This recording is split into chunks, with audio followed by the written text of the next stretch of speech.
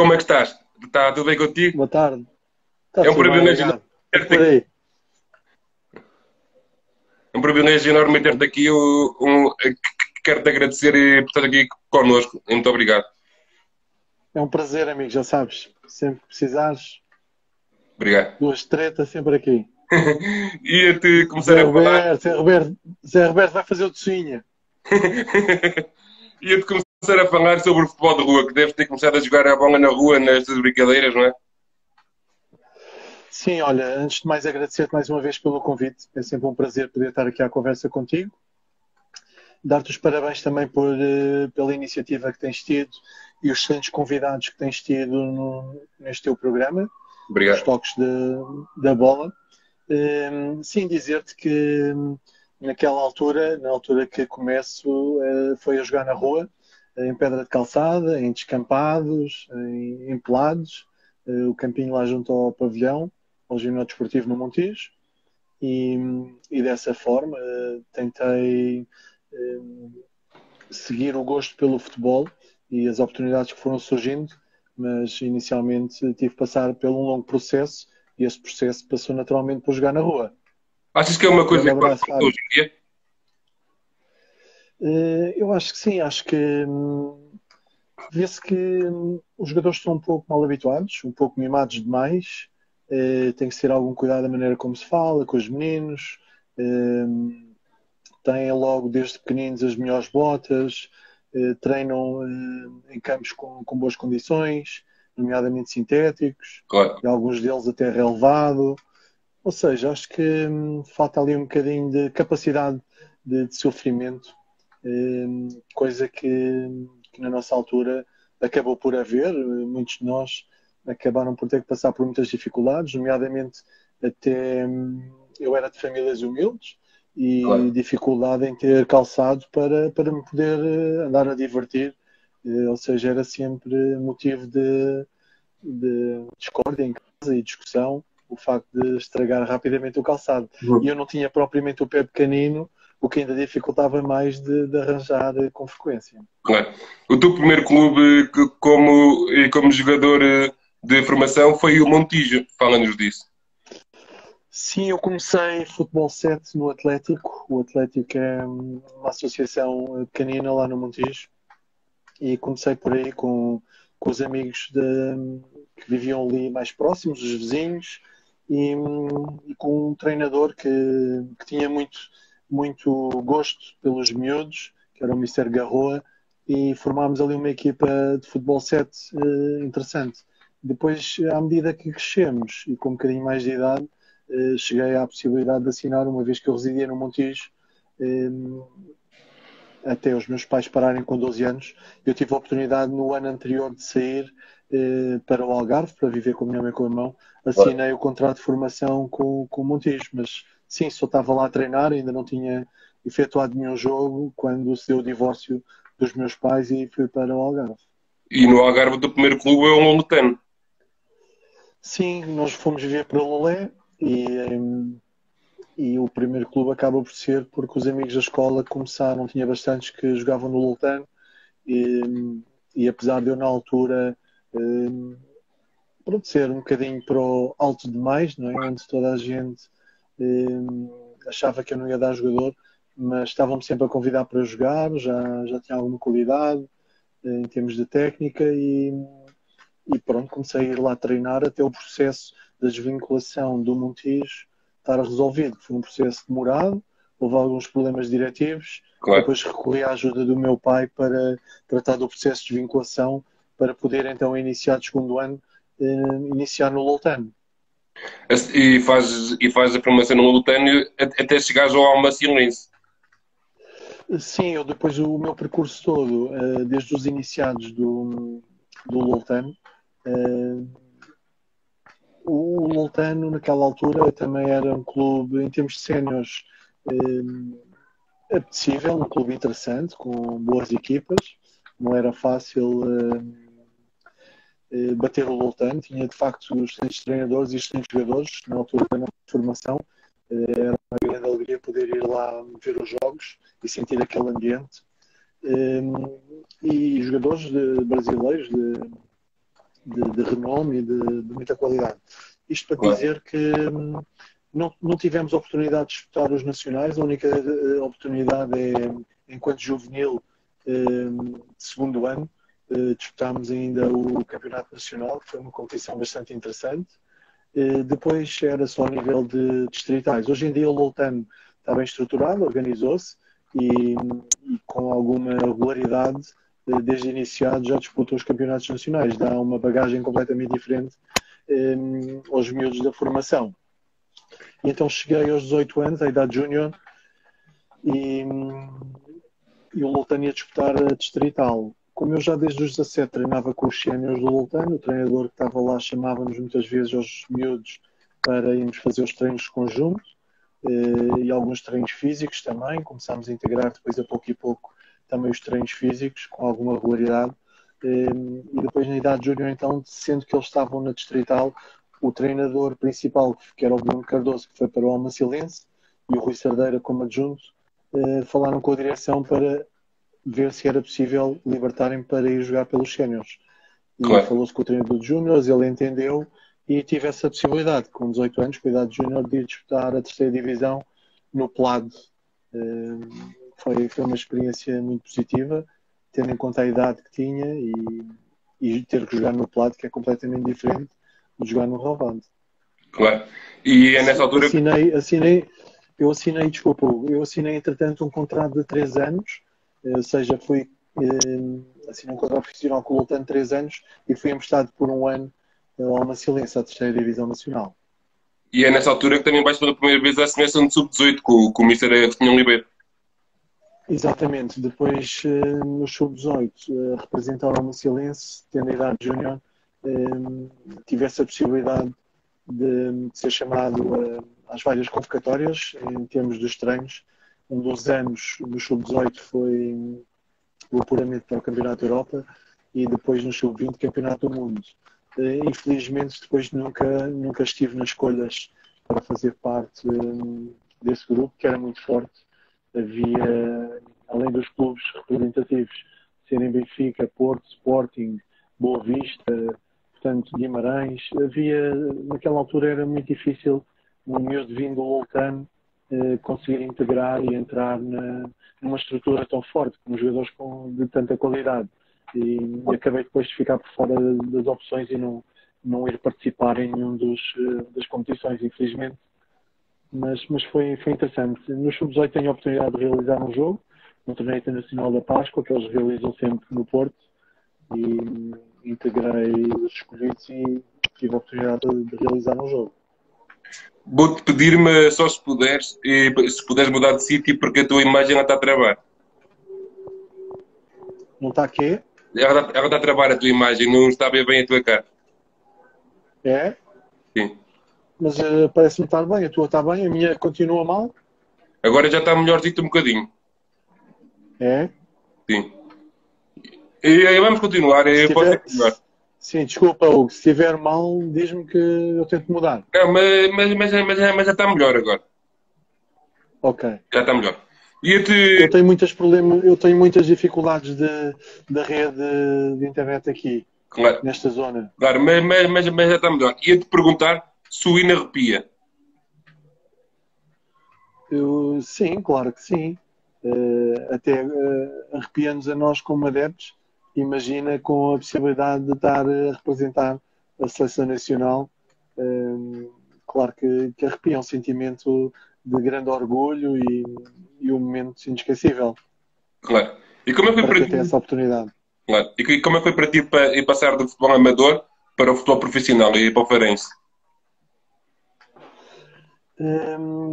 É assim, eu ainda tenho a possibilidade, ainda antes da experiência no Farense, da primeira divisão, ainda tive a possibilidade de jogar a segunda liga, não com muita regularidade, mas fazia parte do plantel, porque eu saio do Almacilense depois da terceira divisão e vou para a segunda liga, que o Loutano disputava a segunda liga.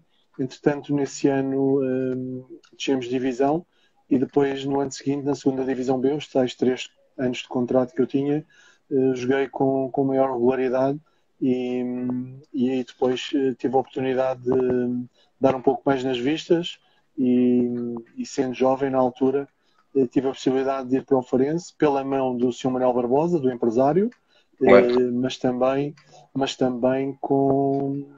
certamente com a escolha e o interesse do Mister Paco Fortes, que era o treinador na altura do Farense. E qual... Força, Diz, desculpa, força, força. Luís. E não, e continua, depois Eh, Não, claro que depois é uma grande diferença. Tu sais da segunda Divisão B para a Primeira Liga, não é? Porque o Farense naquela altura também sofreu uma grande razia com a saída de vários jogadores e, e então olhar um pouco mais para os jovens e para os jogadores próximos dali da cidade de Faro. Dessa forma, tanto eu como outros colegas tiveram a oportunidade de ir para lá, mas depois quem teve assim mais continuidade em termos de aposta e de jogar com regularidade, acabei por ser eu. claro. E era o Farense que vinha da Taça UEFA, não é? Daqueles anos da Taça UEFA, como disse bem. Conseguiram a classificação, conseguiram o apuramento no ano anterior e no ano que eu chego, em 95, tivemos a possibilidade de disputar e realizei os 2 jogos frente ao Olympique de Lyon, uma equipa fortíssima na altura, com jovens, com o Diouli, que jogou no Barcelona, Mónaco, Maurice também, são jovens jogadores que depois acabaram por ser internacionais franceses e com um percurso bom em termos daquilo que foi a carreira deles. Nós, Farense, também tínhamos uma mistura de jovens com alguns jogadores mais experientes, mas foi um ano muito difícil, com muitas reuniões, muitas dificuldades financeiras e pronto, eu houve ali a partir de determinada altura que eu liguei ao Sr. Manuel Barbosa e disse que, por favor, ajude-me a procurar um clube com mais alguma estabilidade, porque infelizmente aqui assim é difícil estar aqui. Claro, Porque não nos permitia só focarmos naquilo que era o principal, que era jogarmos e ganhar os jogos, ou fazer o melhor para que isso acontecesse. Havia sempre preocupações extras. Isso claro. não é bom. Quais as principais diferenças que tu reparas no jogador quando tu começaste para o jogador da atualidade? Eu já há bocadinho, pronto, deu uma chegazinha. Aquilo que eu acho é que falta um pouco mais de humildade. No meu tempo já nem tanto, mas um pouco antes de mim, os jogadores entravam no balneário e nem podiam dizer nem bom dia, nem boa tarde, se não levavam um cachaço por parte dos mais velhos. E depois eu, felizmente, não tive que passar por isso. Eu é que lhes dava a eles, aos mais velhos. Já entrei nessa. Não, mas essencialmente parece-me que falta um pouco mais de espírito de sacrifício e de humildade em muitos deles. Pensam que já são grandes vedetas porque têm as botas XPTO ou porque estão no plantel, mas para estar no plantel há um longo caminho para percorrer até que as oportunidades surjam e demonstrar, depois de ter essa oportunidade, de mostrar os valores. Mas essencialmente acho que é por aí: espírito de sacrifício e humildade. Na tua opinião, como é que vês? Achas que o futebol hoje está muito mais fechado, está muito mais tático? Eu acho que está muito mais teoria do que prática. Está muito mecanizado, muitas equipas. Antes ainda havia, como é que eu tenho de dizer, a iniciativa do jogador, a irreverência, e os treinadores davam essa liberdade. Claro, Hoje em dia parece que as coisas ficaram muito formatadas e há muita teoria e pouca prática, e se calhar também deve-se àquilo que falámos no início da nossa conversa, a questão do futebol de rua, que nos permitia criar defesas e ao mesmo tempo manhas, não é? Que hoje em dia acaba por não acontecer. claro. E como é que tu vês o Farense de regresso à Primeira Liga para há tantos anos? É uma grande alegria ver o Farense a subir à Primeira Liga. Eu acabei ainda por passar na parte em que o clube começa novamente a crescer, onde representei o Farense e subimos da terceira à segunda Divisão B. Mas foi um longo percurso para os adeptos, porque os adeptos têm uma paixão enorme pelo Farense, pelo clube, e era uma pena, e foi uma pena ver o Farense tantos anos a passar por tantas dificuldades e com uma massa associativa que até na Distrital, onde eles iam, enchiam os campos e faziam uma festa, e isso era muito motivante para os jogadores. E agora a Primeira Liga vai ser fantástico, ter a possibilidade dos seus adeptos poderem receber ali as equipas grandes e o Farense voltar outra vez à ribalta do futebol. Oxalá consigam manter-se e desenvolver um trabalho que os seus adeptos, dirigentes, mereçam. Claro. E depois do Farense, tu rumas a Braga, Hugo, né?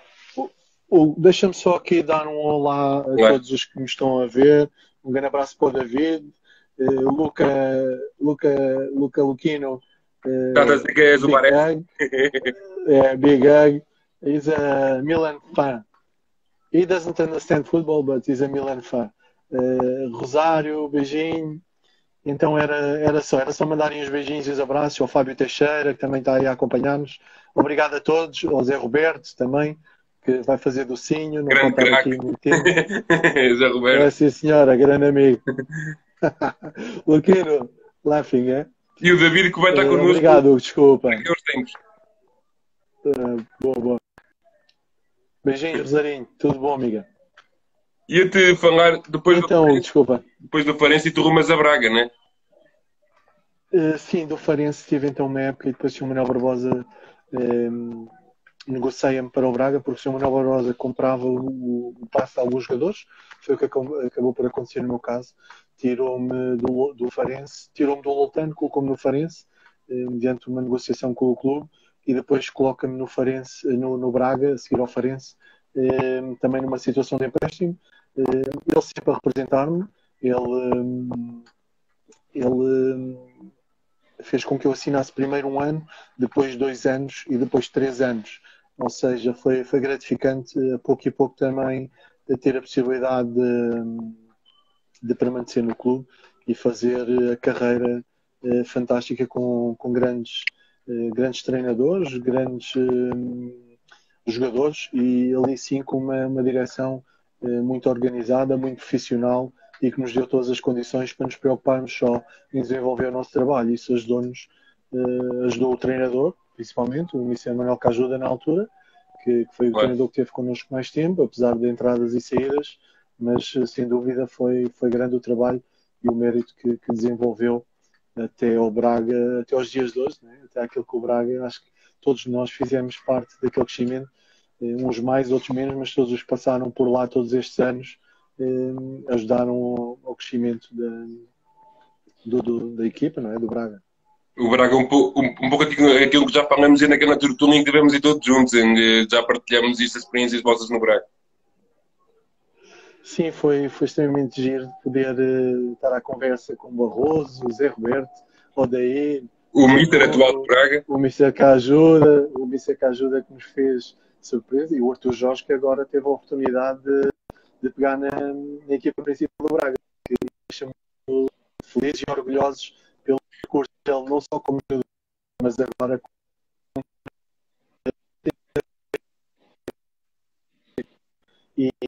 e agora felizmente a ter a oportunidade, felizmente para ele, infelizmente pelo que também é um treinador que também vi e vejo com o futuro, mas infelizmente os resultados ditam aquilo que é ser ou não um bom treinador, e acabou por sair.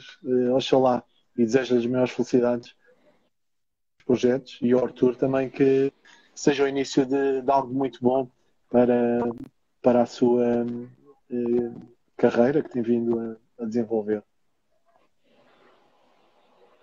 Claro. Já me roubaste uma pergunta e bem. Qual? Desculpa. Era para te perguntar como é que vês o Arthur Jorge assumir agora o comando do Braga. Sim, eu vejo que ele tem capacidade, acredito na sua capacidade, acredito na capacidade dos jogadores do Braga. Se vermos aquilo que foram os jogos do Braga aqui e ali, se calhar um bocadinho de sorte. Não gosto muito de desculpar com as arbitragens, mas no outro lance também eles têm algumas queixas da arbitragem, mas pronto, não serve desculpa para tudo, não é?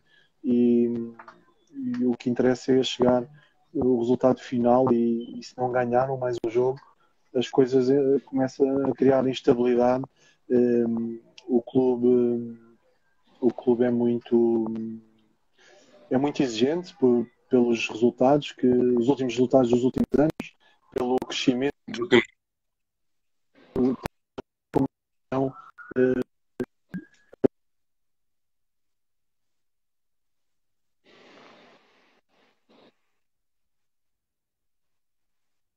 os menos sobre os treinadores. Espera aí, Hugo. Luca, which question? Não está a conseguir ouvir bem aquilo que estás a falar, que a câmera está a parar muito agora. É? Estás a ouvir, não? Agora já estou a ouvir. Mas a imagem não está 100% outra vez. Dá-me só um bocadinho então. Peço desculpa a todos.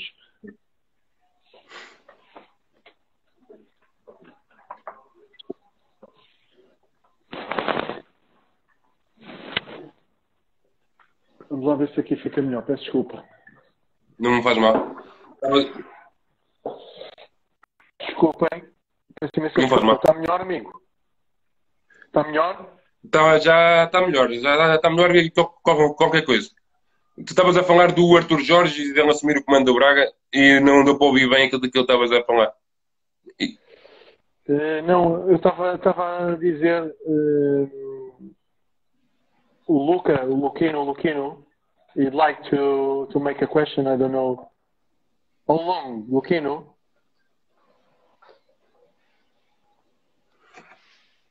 Ok. Continuando, não ligo, está melhor? Tá. Estavas a falar sobre o Arthur Jorge assumir o comando do Braga e não deu para ouvir bem aquilo que estavas a falar. Sobre o Arthur Jorge, peço desculpa, sobre o Arthur Jorge estava a dizer que ele tem feito um percurso excelente, não é? Até ter esta oportunidade, de certeza. Eu vejo nele capacidade para desenvolver um bom trabalho, assim como os dirigentes sabem do seu valor, daí lhe terem dado a oportunidade. Não saberemos se irá ser uma continuidade de futuro, oxalá sim, porque é como eu digo, ele merece, era bom para o Braga, eu sei o quanto ele gosta do clube, pelos anos de carreira enquanto jogador, o que fez pelo clube, por isso oxalá tenha muita sorte e que as pessoas lhe deem uma oportunidade de desenvolver um trabalho que é a carreira dele, não é? Neste momento ele é treinador, claro. E é por isso que ele luta todos os dias. Achas que o Manuel Ajuda foi um Mister inovador? Foi um treinador inovador? Sim, o Mister Ajuda foi... assim, hoje em dia, já tivemos a oportunidade também de falar nisso, hoje em dia eles têm muito mais condições em termos de campos, era muito mais difícil. Da outra vez brincávamos com os treinos na mata, com os treinos nos pelados, na praia, mas sim, foi inovador por aí e soube tirar o maior proveito e rendimento dos jogadores, tendo em conta as condições que tinha, porque eu queria ver muitos destes senhores professores e não sei o quê de hoje em dia, os treinadores, com as condições que o Mister Ajuda tinha, como é que seria? Por acaso tenho uma curiosidade. E sem qualquer tipo de tecnologias que na altura não havia, hoje em dia há uma capacidade e uma facilidade de estatísticas e tudo extremamente importantes que na altura não havia, por isso foi inovador, sem dúvida. Foi motivador, foi um pai, deu-nos raspanetes quando tinha que dar, que é o normal, não é? Claro. Mas todos tinham um respeitinho muito grande. Claro. Vou só puxar um bocadinho atrás e que me esqueci de perguntar. Sim, claro. O que é que te levou para defesa central e sabendo que tu foste em lateral esquerdo também? Sim, como já disse algumas vezes, os jovens hoje em dia, na formação, logo a começar pela formação, a meu ver, têm que aceitar aquilo que são as diretrizes do treinador. Se o treinador achar que ele, por estas qualidades físicas, ou estas qualidades técnicas têm que desempenhar uma determinada função, não pode ser o pai que vai dizer não, o meu filho tem que jogar avançado. Ou o miúdo começar a interiorizar tem que jogar avançado e depois se é grande, né? No meu caso eu era alto, comecei por jogar como defesa e tive-me sujeitar e adaptar e aprender. Tinha se calhar um bocadinho de qualidade técnica muito boa para defesa central, porque sempre fui um pouco acusado de ter qualidade a mais, qualidade técnica para a posição de defesa central, mas sempre tive essa maneira de estar que era, se o treinador precisa de mim, embora eu na formação tivesse feito a posição de central, quando cheguei aos séniores, à segunda divisão B, eu tinha excelentes centrais e a possibilidade que tive foi de jogar a defesa esquerda. E aceitei e dei o meu melhor com o objetivo de.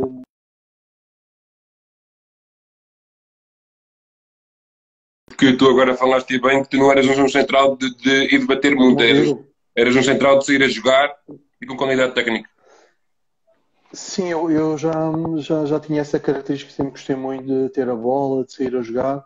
Eh, Algo que na altura ainda não se via muito, ou era raro, mas depois havia naturalmente outros colegas com outras características melhores do que eu, mais agressivos. Eu, apesar de ser alto, também fui sempre, e grandalhão, sempre fui um bocado acusado de não ser muito agressivo, mas fui leal, fui eficaz, e quando tinha que dar um chega para lá também dava.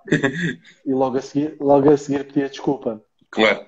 Achas que o beijinho 1º de Maio é especial? Sim, o estádio 1º de Maio foi muito especial para nós e oxalá continue também por muitos anos, embora o Braga não dê grande utilidade em termos daquilo que é os jogos, mas na altura nós também já tivemos a oportunidade daquela tertúlia que tivemos todos dizer e todos reconhecem o quanto importante era sentir aquele ambiente dos adeptos, aquela proximidade dos adeptos, aquele calor que eles nos transmitiam durante a semana, treino após treino, ali com a presença deles, fosse no 1º de Maio, fosse no campo que era pelado ao lado e depois construíram relevado, transformaram em relevado. Claro. Qual a recordação que te vem à cabeça mais rápido se pensares no Braga? Pensar no Braga. É o jogo do Benfica, a meia-final do Benfica, que parecia uma final que jogámos no estádio, no 1º de Maio. Estádio 1º de Maio também, ainda uma vez estamos a falar nele, que não dava muitas condições de conforto aos adeptos, mas era uma alegria enorme, porque se via as pessoas por ali a pé, pela avenida, deslocarem-se com muito mais facilidade do que aquela que se deslocam agora ao novo estádio. E ficavam ali em pé, com os chapéus de chuva, à chuva, ao frio, mas sempre presentes. Os adeptos muito presentes, é uma enorme alegria. Naturalmente, na altura, havia, e às vezes ainda são acusados disso, que é o gosto pelo Benfica, e quando era Braga-Benfica não se sabia se estava maior número Era vermelho. de adeptos do Benfica, era tudo vermelho e branco, e quando era gol de um festejavam, quando era gol do outro também, mas quando era do Benfica, sem dúvida, no norte do país, é um grande número de adeptos benfiquistas e onde o Benfica vai jogar encher os estádios. Mas tenho essa memória, essa lembrança do estádio 1º de Maio com grande carinho e com enorme alegria, que aquilo foi uma loucura, aquilo estava a arrebentar pelas costuras. Aquele gol ao Benfica é especial? O gol no Estádio da Luz foi especial porque foi a minha estreia com a camisola do Braga. Eu entretanto, não fazia parte do 11, mas saí do banco de suplentes e tive a oportunidade de entrar e fazer o gol.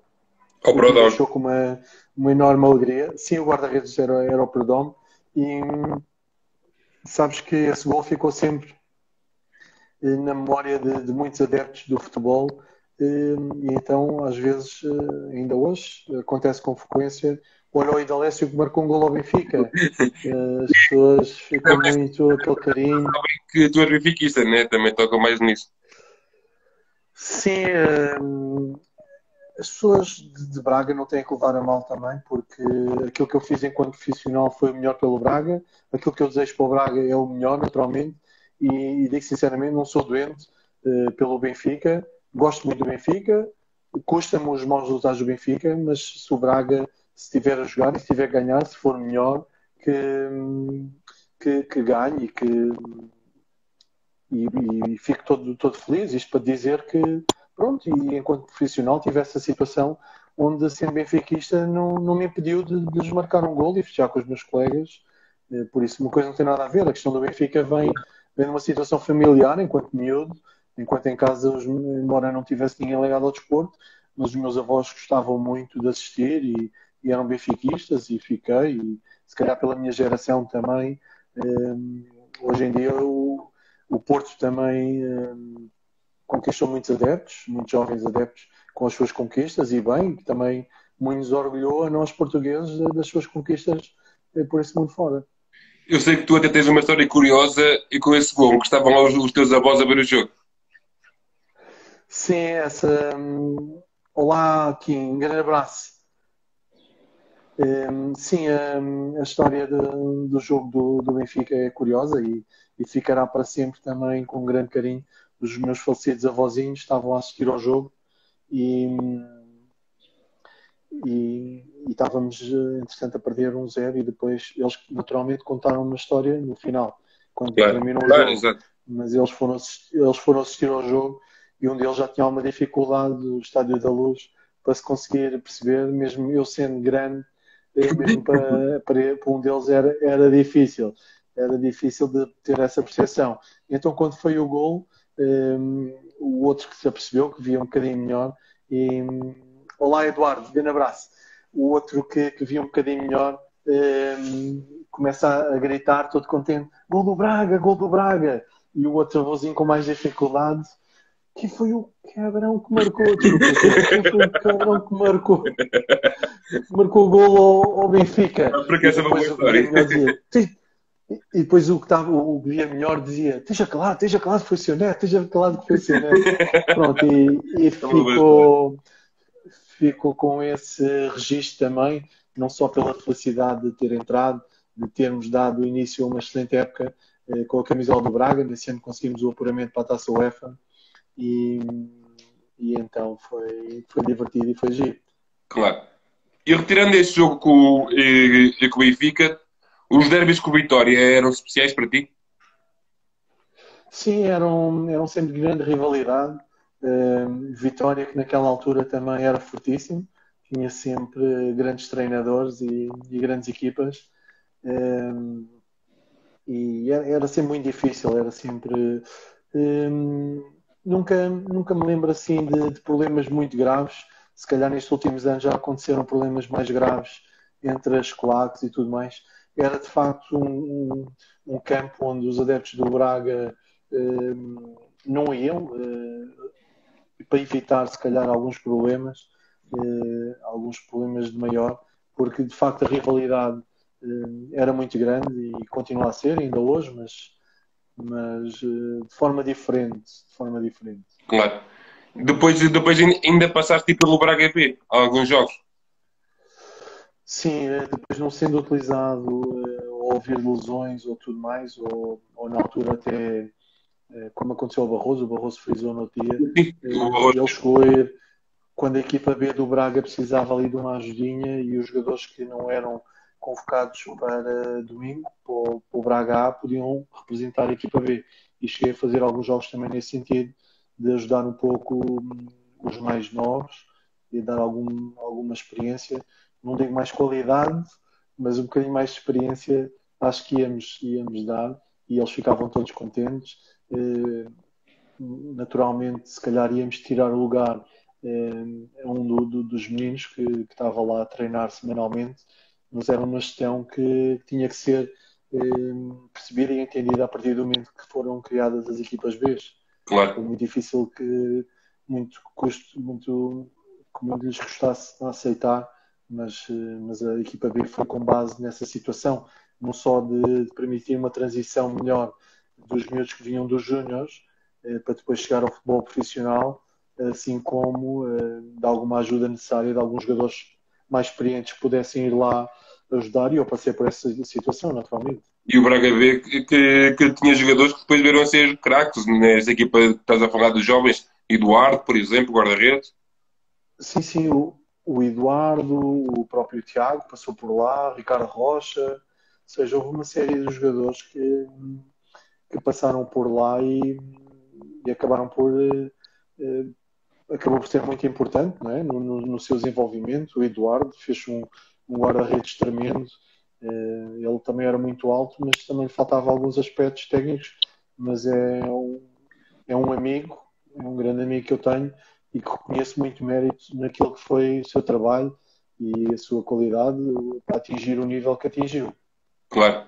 Depois ainda tiveste o Mister Carlos Manuel, para além do Mister Cajuda, tiveste o Carlos Manuel, o Vitor Oliveira. Sim, nós tivemos uma situação que foi o Missa Ajuda conseguiu um excelente trabalho, conseguimos o apuramento para a Taça UEFA e depois não chega a acordo com a direção para permanecer no ano seguinte. Nisto vem Fernando Castro Santos, um treinador espanhol não muito conhecido do futebol português, mas ele sim com grande conhecimento do futebol português. Uma coisa que nos surpreendeu e com métodos de trabalho muito inovadores e muito à frente, apesar das dificuldades, das mesmas dificuldades de campos de treino e tudo mais, mas soube tirar grande partido e fez um excelente trabalho, não só ao nível do campeonato, assim como da Taça UEFA, porque nós estávamos a disputar a Taça UEFA e passámos até à terceira eliminatória, até sermos eliminados Claro. pelo Schalke. Mr.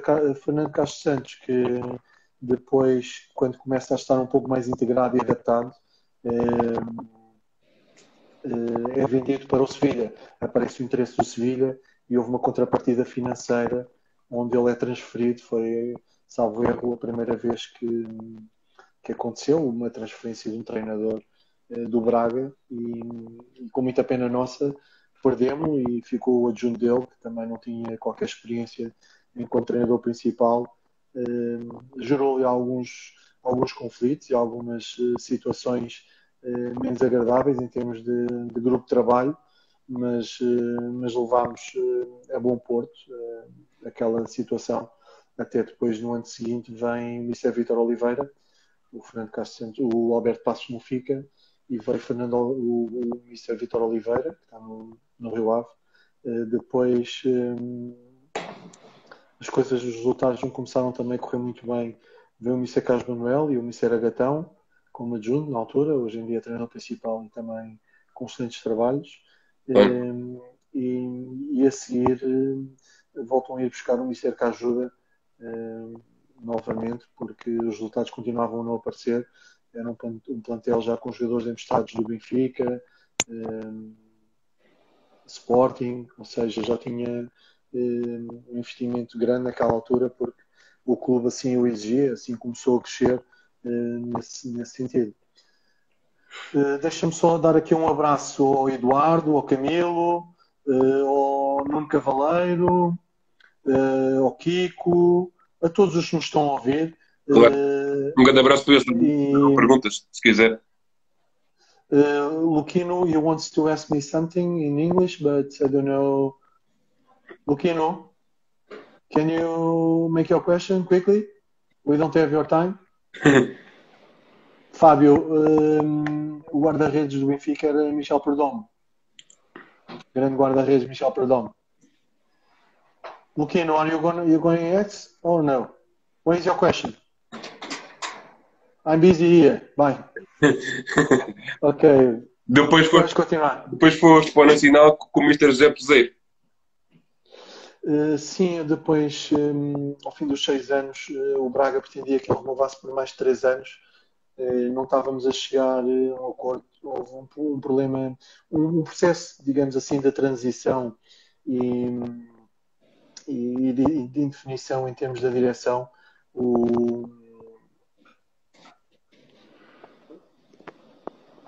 Ok, só um bocadinho, Hugo.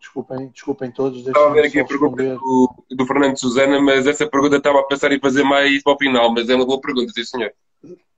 Sim, sim, eu depois também posso responder. Aqui em inglês ao Luquino, he doesn't understand football, but I'm gonna tell him. Uh, we spoke already about this. Who was the best defender? Baresi. For me, was Baresi one of the best. Um, ok, Luquino, are you happy now? Ali ao Kim, deixa-me responder-lhe. Pergunta ao Pepo se poderia fazer uma pergunta. Ficou algum um sonho profissional? Kim, como sabes, gostava naturalmente de ter chegado. Um, as nossas carreiras vão muitas das vezes por patamares. Gostava de ter chegado a um clube grande, depois de um clube grande ter chegado à seleção nacional e da seleção nacional, quem sabe, ao estrangeiro, a jogar num clube estrangeiro. Já faço Um, pergunta. não precisei, não passei por todo esse processo, mas cheguei ao estrangeiro.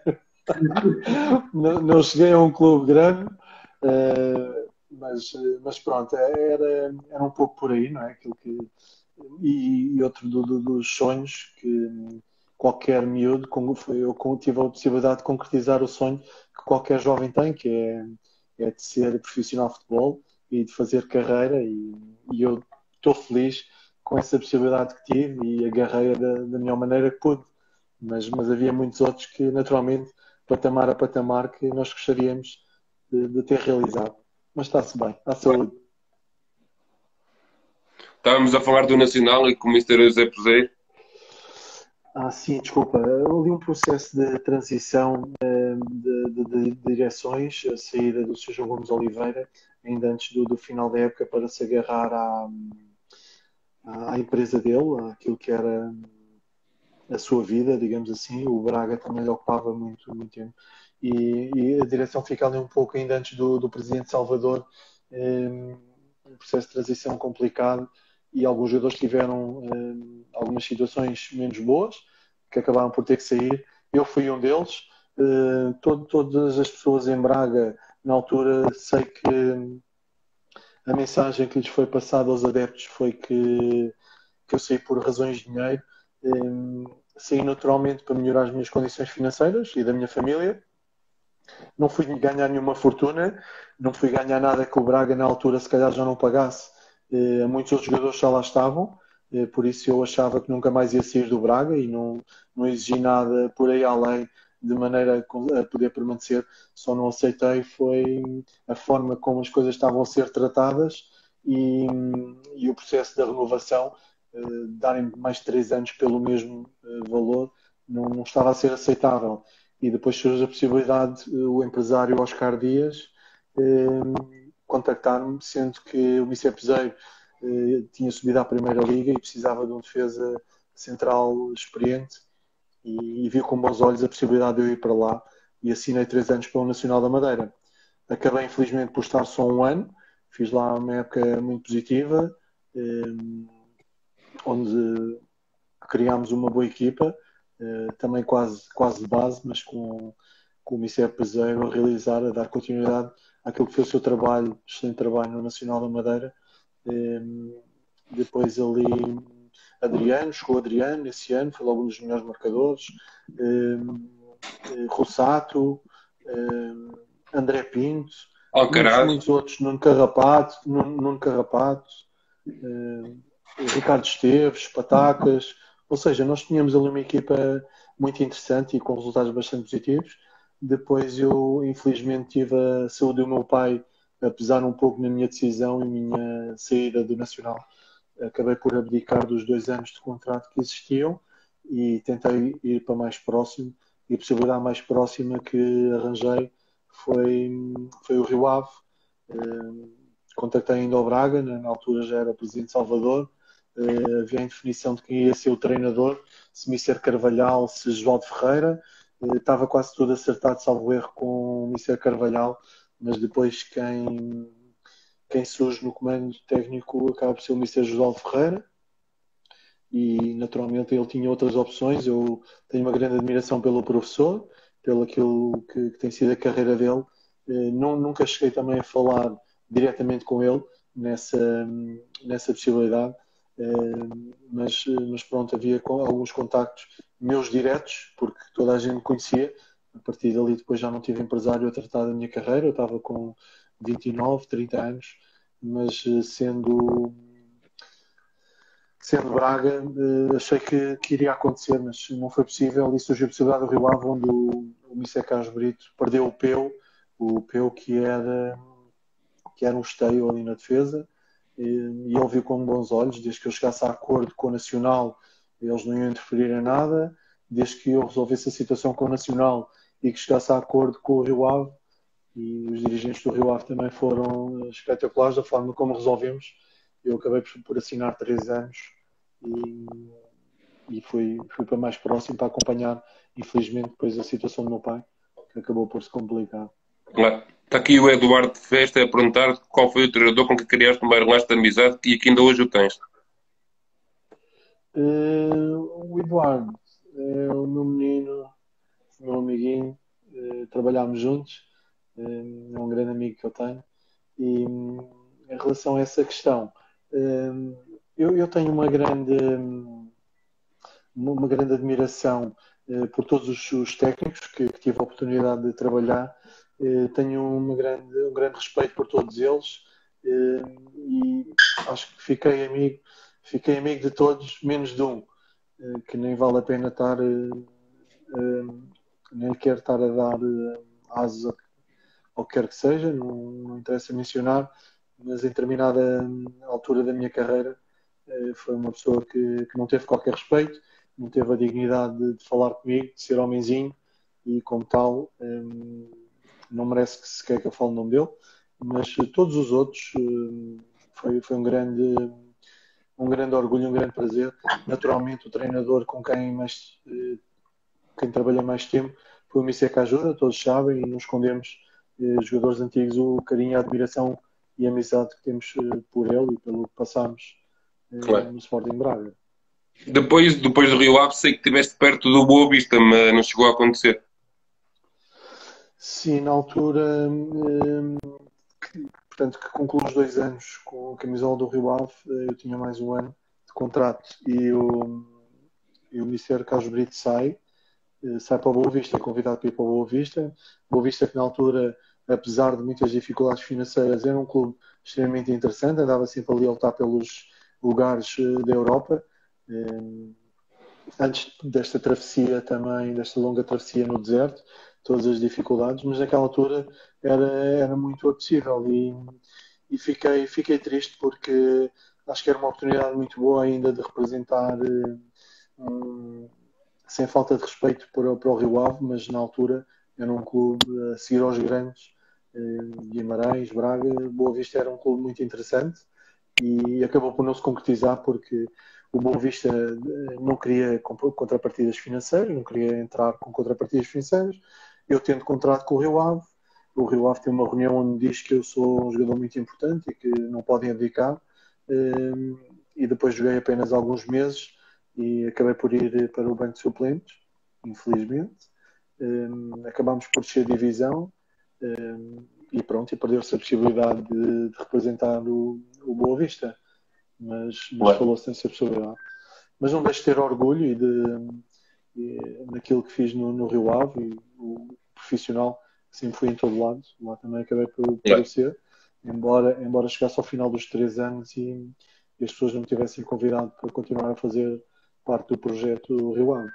Eu tinha 32 anos, ainda julgava que ia conseguir ficar na primeira divisão, mas infelizmente a mentalidade em Portugal é que as pessoas, os jogadores, a partir dos 30 anos, começam a ser considerados velhos, embora a posição de central, nós temos vários centrais com até aos 36, 37, a demonstrar qualidade para continuar na Primeira Liga, e foi muito difícil. Começou a haver aquela percepção de... eu tive essa percepção, posso estar enganado, mas houve um pouco aquela percepção de o empresário do treinador Y e dos jogadores X, portanto, começarem. Portanto, eu não tendo empresário naquela altura, havendo se calhar jogadores mais jovens, naturalmente, a aparecer, as portas começam-se a fechar e ficou um bocadinho mais complicado. Tive a possibilidade de ir para o Trofense, Claro, para a segunda liga, com o Mister Daniel Ramos, que está agora no Boa Vista,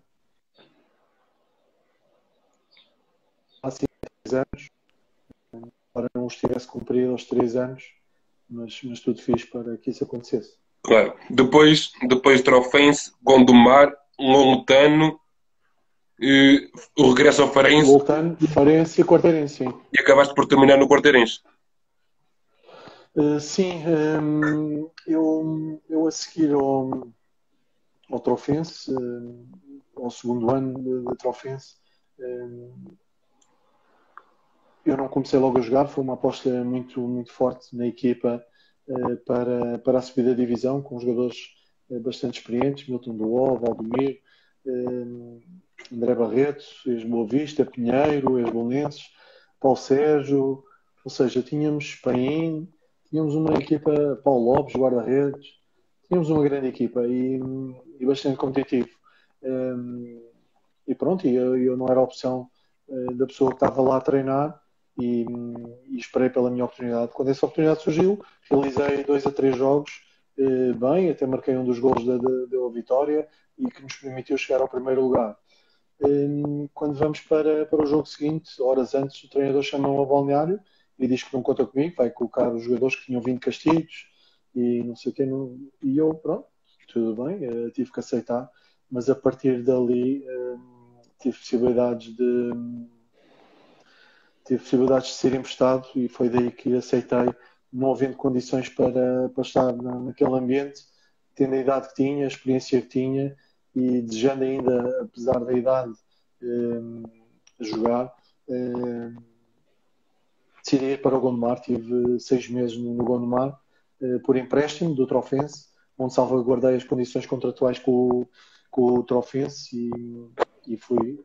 O treinador era o Nicolau Vaqueiro, nós conseguimos também a manutenção, felizmente, e depois deu-se o regresso ao Trofense, que eu tinha mais um ano, contrato de primeira divisão, e estava todo feliz e satisfeito de poder voltar a jogar e achei que tinha contribuído também para o crescimento do Trofense e para essa possibilidade. Mas não foi a opção. Andámos ali em várias reuniões, não chegámos a acordo para rescisão, mandou-me apresentar que possivelmente o treinador aí nunca deu a cara, nunca falou comigo, mudou sempre a direção e mandaram-me apresentar, fiz os exames médicos e mandaram-me para a reunião de seguida e fomos para a reunião e pronto, chegámos a acordo. Eu salvaguardei, recusei Moreirense com o Mister Vaqueiro, comecei um pouco já magoado no final de carreira e achei que se calhar seria bom mudar de ares e ir para próximo da família. E fui com a família, com a minha esposa e com as meninas para próximo dos meus sogros e das primas. Pronto, não sabemos se foi melhor, se foi pior. Não posso dizer que foi mau ou que foi bom. Cheguei a acordo e tinha a possibilidade do Lutano, portas abertas, de poder regressar, representar o clube, ajudar naquilo que fosse possível no seu crescimento, sem tirar o lugar a que lá estava.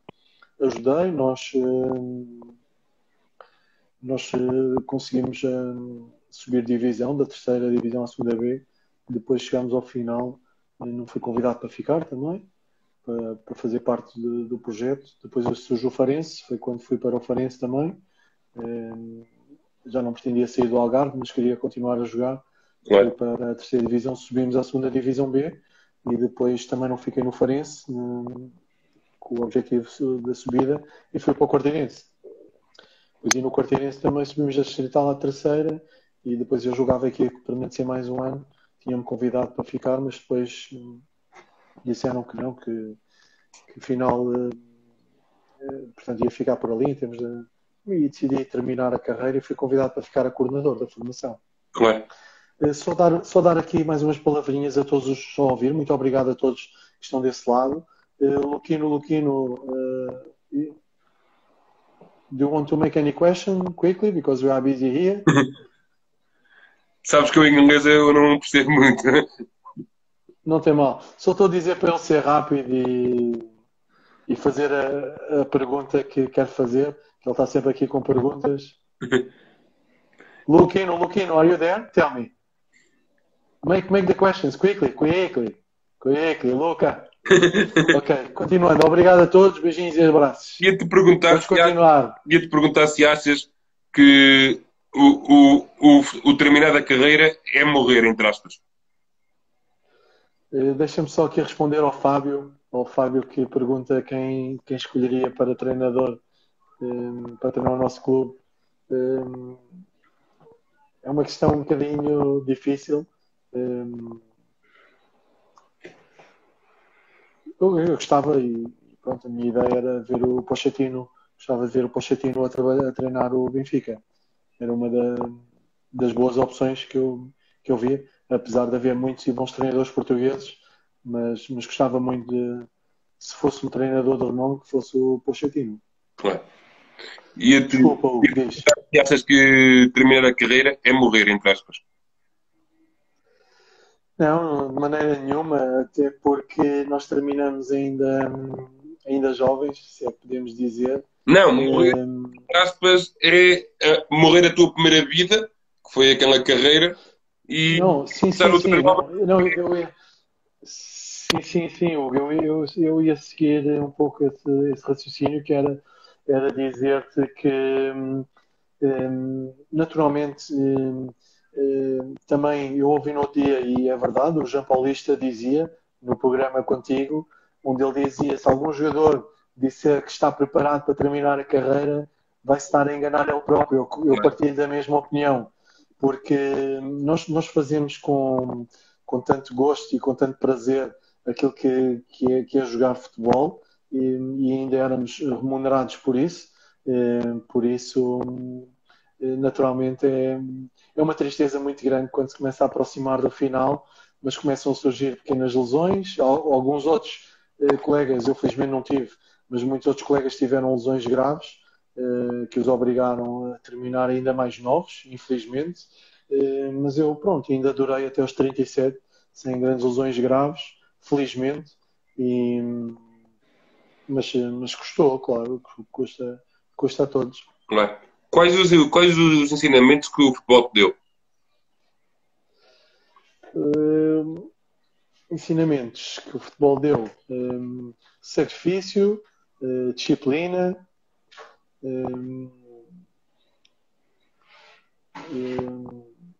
ambição,